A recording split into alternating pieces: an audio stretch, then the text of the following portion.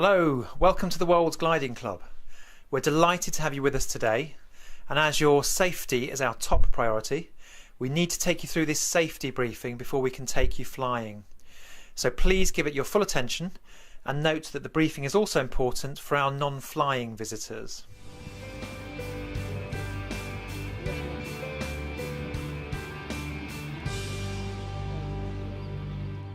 This is an aerial view of the airfield.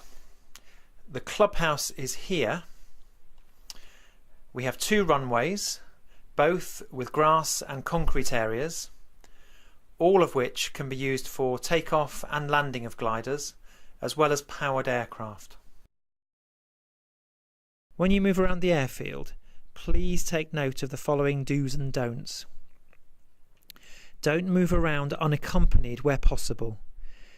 The gliders are quiet, fast and sometimes hard to spot. Whilst we may appear to be using a particular runway direction, gliders may land in any direction at any time. Even the powered aircraft are hard to hear if they're coming into a breeze.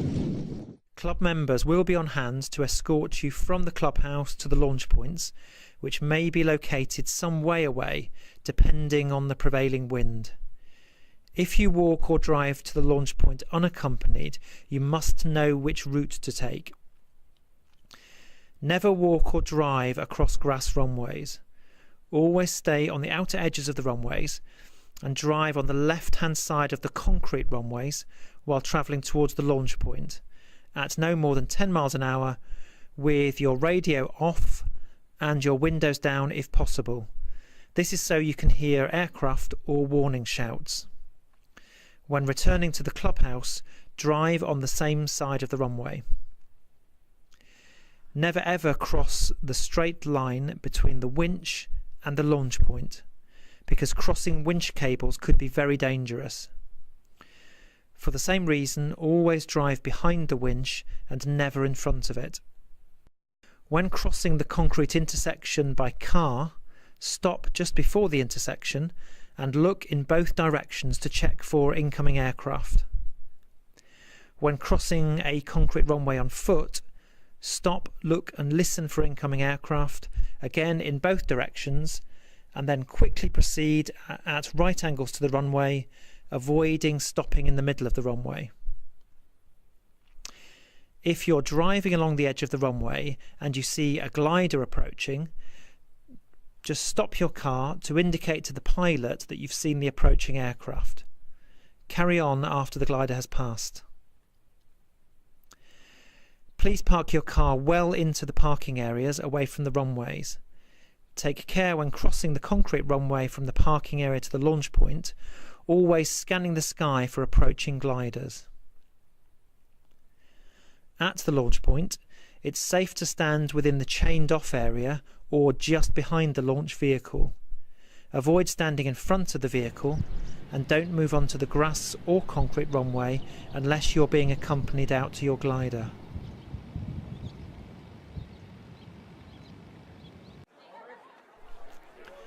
Please note it can be dangerous to be distracted by texting, by making mobile phone calls or by listening to music devices. Always be aware of your surroundings whilst you're at the launch point. Please keep dogs and children under very close supervision at all times.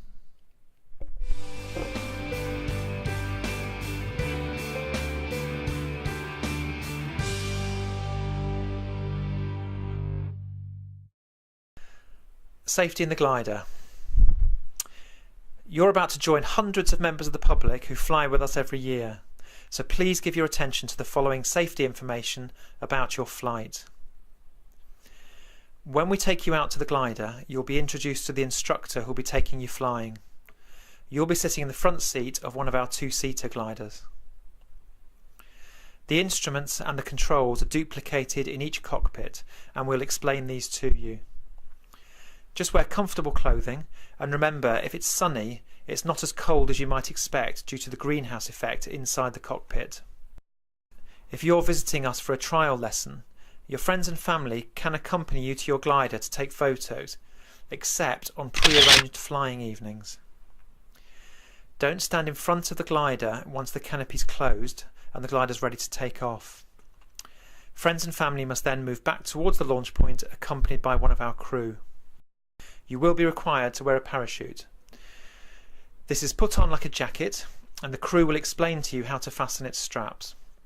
When airborne, in the extremely unlikely event of having to bail out in an emergency, pushing this red lever fully left will disconnect the glider canopy, which can then be pushed up and it will detach.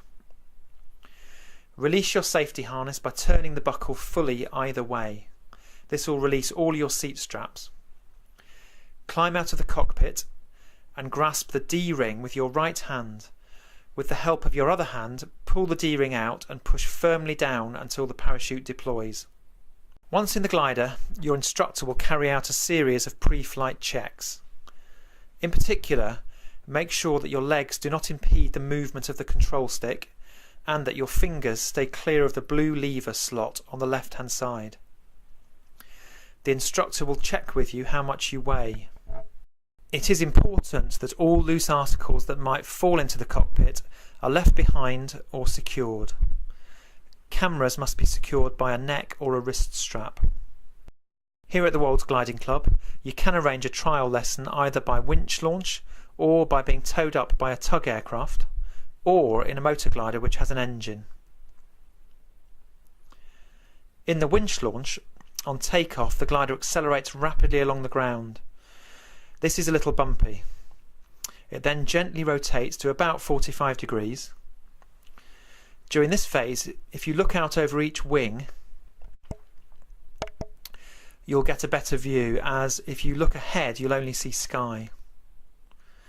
At the top of the launch, the glider levels out, and then there is a slight hump-backed bridge sensation as the instructor lowers the nose slightly, then releases the cable.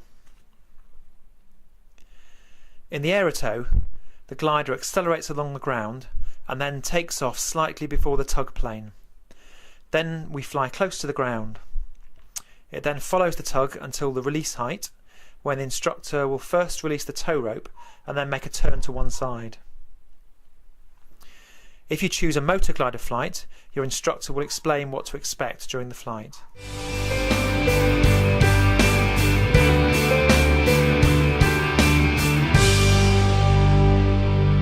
Right, that's the safety information. Now a little bit about your trial lesson. When airborne, lookout is very important, and 2 pairs of eyes are more efficient than 1 pair. So you can help us by telling us if you see any other aircraft or gliders in the sky. The instructor may ask you to follow through on the controls. This means holding the control stick gently between your fingers, but letting the instructor move it. You may be asked if you wish to take the controls. You don't have to, but we would encourage you to do so, as you'll feel how the glider handles. The instructor will say you have control, and you should confirm this by saying I have control. On some days we may find a thermal, and we may be able to circle in this to gain height.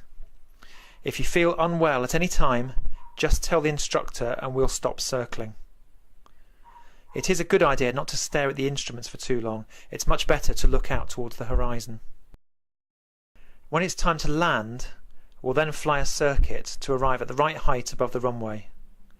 Don't be concerned by the clunking noise as the instructor operates the air brakes. These control the rate of descent. The instructor uses them to bring you down to the right point for a smooth landing.